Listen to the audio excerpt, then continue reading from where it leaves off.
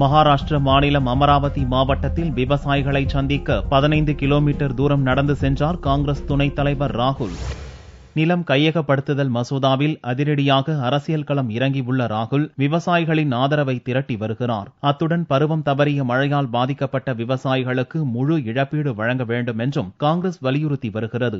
இதை முன்வைத்து காங்கிரஸ் தலைவர் சோனியா உத்தரப்பிரதேசம் மற்றும் பீகார் கிராமங்களில் உள்ள விவசாய நிலங்களை நேரில் பார்வையிட்டார். அதைத் தொடர்ந்து காங்கிரஸ் துணைத் தலைவர் ராகுலும் விவசாயிகளை சந்திக்கும் பயணத்தை மேற்கொண்டு வருகிறார். கடந்த செவ்வாயன்று பஞ்சாப் மாநிலத்தில் பாதிக்கப்பட்ட விவசாய நிலங்கள் மற்றும் விவசாயிகள் ராகுல் நேரில் சென்று சந்தித்தார். அங்குள்ள கொள்முதல் நிலையங்களையும் அவர் பார்வையிட்டார். விவசாயிகளின் விளைபொருட்களை கொள்முதல் செய்வதில் அரசு அக்கறை காட்டுவதில்லை என்று அப்போது குற்றம் சாட்டினார். இந்நிலையில் பருவம் தவறிய மழையால் கடுமையாக பாதிப்படைந்துள்ள விதர்பா பகுதி விவசாயிகளையும் புதனன்று அவர் சந்தித்தார். மகாராஷ்டிர மாநிலத்தில் பல்வேறு பிரச்சினைகளில் விவசாயிகள் சிக்கி உள்ளனர். குறிப்பாக விதர்பா பகுதிக்கு உட்பட்ட அமராவதி மாவட்டத்தில் இவ்வாண்டில் 250க்கும் மேற்பட்ட விவசாயிகள் தற்கொலை செய்து கொண்டுள்ளனர். விவசாயிகளை நேரில் சந்தித்து அவர்களின் பிரச்சினைகளை ஆராயவும் ஆறுதல் கூறவும் காங்கிரஸ் துணைத் தலைவர் ராகுல் வியாழனன்று விதர்பா மண்டலத்தில் உள்ள குஞ்சி கிராமத்தில் இருந்து நடைபயணம் துவக்கினார். அங்கிருந்து ராமகவுன் வரை 15 கிலோமீட்டர் தூரம் ராகுல் நடந்தே சென்றார். இடையில் 5 கிராமங்களில் விவசாயிகளையும் கிராம மக்களையும் சந்தித்தார். தற்கொலை செய்து கொண்ட விவசாயியின் வீடுகளுக்கு சென்று